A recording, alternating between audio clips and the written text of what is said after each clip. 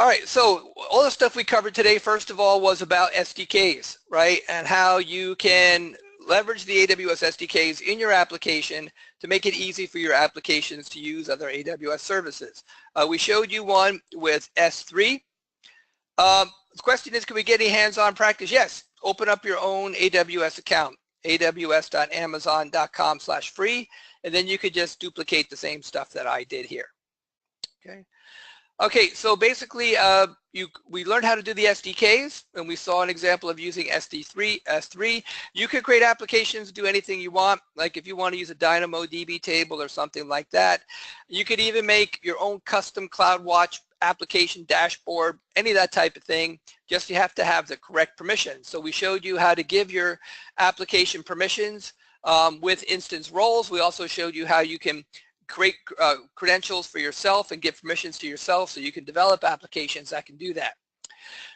We went through all the different EC2 instance types, general purpose, CPU optimized, memory optimized, all those storage optimized, all those different things, and we kind of gave you an idea of which ones to pick. Remember though that you're not making the most critical decision in the world, because what you should do is probably try a couple different instance types and then monitor and see which one really performs to your needs.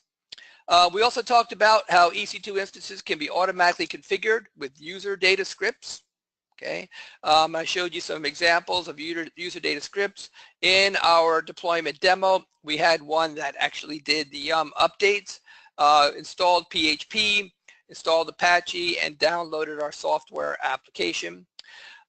We showed how we could use elastic load balancers, how we can develop those, create those, and then we can have them distribute requests to instances in different availability zones. So we showed you how to make your instances highly available by launching instances in different availability zones and then auto-scaling to have the correct number of instances running all the time. Speaking of auto-scaling, we talked about how the ELB auto-scaling groups and launch configurations and CloudWatch all work together to automatically scale out and scale in your environment, and we showed you how you can set a minimum and maximum, how you can say which metrics you want to use for that. And then finally, we showed you Elastic Beanstalk, which can basically do a lot of this stuff for us. If you're looking for a standard, typical deployment, and don't want to have all that extra configuration done and know all that knowledge behind the scenes, basically you can just answer some questions like what platform you want, and let it roll from there.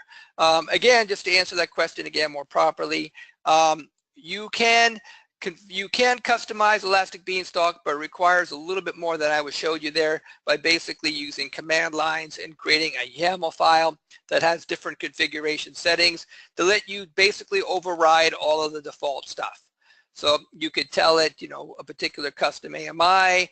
You could actually have it run different command line calls automatically and that type of stuff. Provide the URL to what, Jan? What, Rand? URL for what? Oh, for the free account? Yeah, okay, I'll type it here for you. Let me put it in the chat box. The free account is aws.amazon.com/free. All right.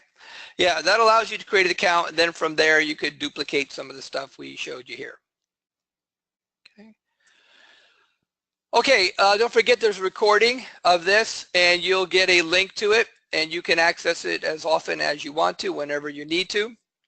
That's a good idea to basically pause it and then try some stuff out, right? And then you can, you know, basically continue on there. You know, if you really want to learn AWS, you have to do it. You have to actually be putting it to practice. You have to get the hands-on experience, okay? It's really the only way to really learn the platform. And just keep in mind, just as soon as you get comfortable and you think you know everything, they're going to change it. They always are. They're always updating and upgrading everything. So you want to be actively using AWS in order to stay current. Okay, that's kind of a key to being an expert or somebody who can consult for AWS is to make sure you're actively doing stuff. That's why it's good to have your own account. You can, excuse me, you can actually answer questions to yourself like, oh, I wonder how you do that. I wonder how you do that.